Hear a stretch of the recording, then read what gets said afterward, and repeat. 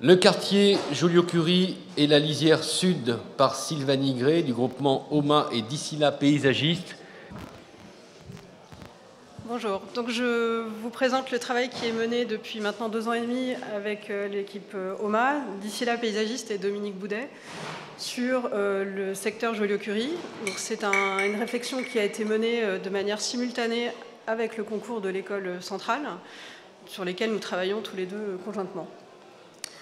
Ce projet, c'est d'abord première approche sur la question de l'échelle, entre évidemment des questions de territoire qui sont extrêmement grandes, et Michel Lévigne en a très bien parlé, et la manière dont on pouvait s'inscrire dans ce territoire, et aussi sur le secteur Joliot-Curie, l'échelle de l'existant, puisque nous avons déjà beaucoup de bâtiments qui existent, qui ont été installés de manière très confortable, avec beaucoup d'aise, et qu'il faut maintenant réinsérer dans un tissu urbain un peu plus intense.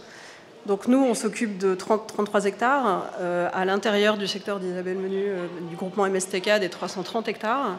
Et donc notre travail, c'est un travail un peu en poupée gigogne, de la pensée de Michel Lévigne jusqu'à vraiment une lecture très fine du territoire, qui s'accroche d'un côté largement sur la lisière sud, qui est un coteau qui a vraiment de grande qualité, qui est un espace naturel protégé en partie, et de l'autre côté vers un lieu qui est un peu plus intense, vers le DEC.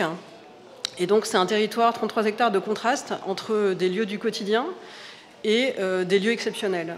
Donc là vous avez l'étendue des pièces un petit peu existantes et des projets lancés. Et on a vraiment eu ce partenariat commun avec OMA de considérer que l'existant du végétal qui avait de l'intérêt faisait partie du patrimoine de la même manière que les bâtiments qui existaient.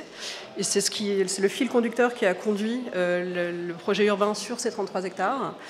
Et donc, notre travail dans la maille générale, ça a été de tisser des connexions entre les bâtiments existants, les bâtiments à venir, mais aussi en incluant tous ces trames d'espaces paysagers dans une lecture de parcours qui déforme un petit peu la trame générale pour venir utiliser au mieux le site. Donc on a un campus urbain, et en partie, donc la question c'est quel est le rôle de ce campus dans ce quartier. Et de par la préexistence de Supélec et l'installation de l'école centrale, l'arrivée de l'ENS Cachan, c'est vraiment le cœur du projet. Et la proposition urbaine était de mettre au cœur un jardin et une place, le Carré des Sciences, qui viennent relier ces écoles.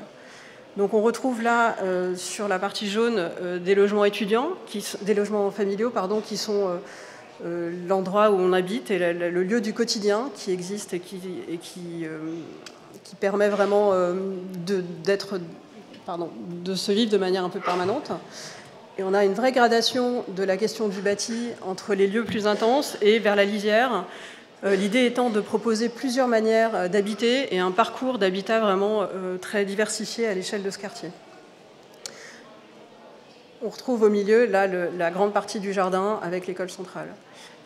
Tous les logements étudiants, donc ça représente cette poche-là, environ 1000 logements étudiants, sont installés au cœur du dispositif, en lien avec les écoles.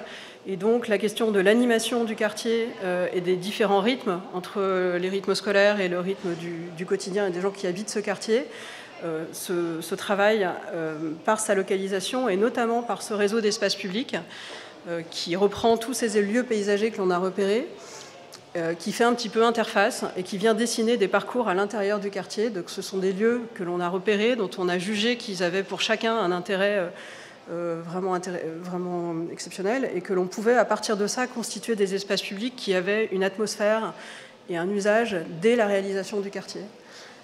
Donc là, on va les détailler un petit peu. Il y a par exemple le nouveau chemin du Moulon, qui est un parcours nord-sud, qui s'appuie sur les lignes de gestion d'eau de Michel Lévigne, et qui part du coteau boisé vers la plaine agricole et la rigole de Corbeville, en s'accrochant sur des espaces. Donc là, par exemple, la mare.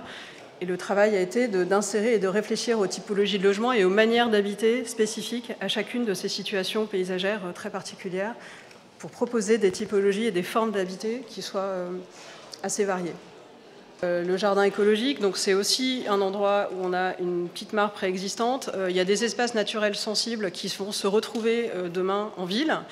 Donc la question, c'est de savoir comment on les intègre et comment est-ce qu'on leur donne aussi l'espace de respiration nécessaire pour que ce soit à la fois des lieux d'usage en relation avec les lieux de vie et à la fois qui continuent à garder leur rôle écologique. Cet espace de jardin écologique s'accroche sur le Mail Joliot-Curie, qui est vraiment le lieu du quotidien et qui est la place de ce quartier Joliot-Curie, avec 3 séquences, dont la séquence du milieu est principalement dédiée à la question des commerces. Ces commerces s'attachent, donc ce mail tout en longueur s'attache ici sur le parc du Moulon, qui est le cœur de quartier au milieu des écoles.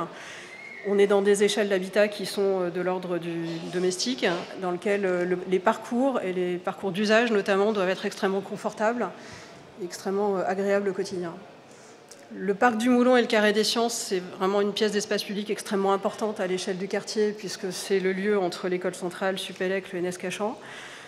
Tout le rôle de cet espace, c'est à la fois de permettre de réutiliser le patrimoine boisé, qui est extrêmement intéressant, de lui donner demain un rôle d'infrastructure de gestion d'eau, mais aussi, comme là dans la partie Carré des Sciences, un rôle de potentiel d'événementiel à l'échelle du quartier, puisque ce sont des écoles, et il faut qu'il puisse y avoir des événements de toute nature.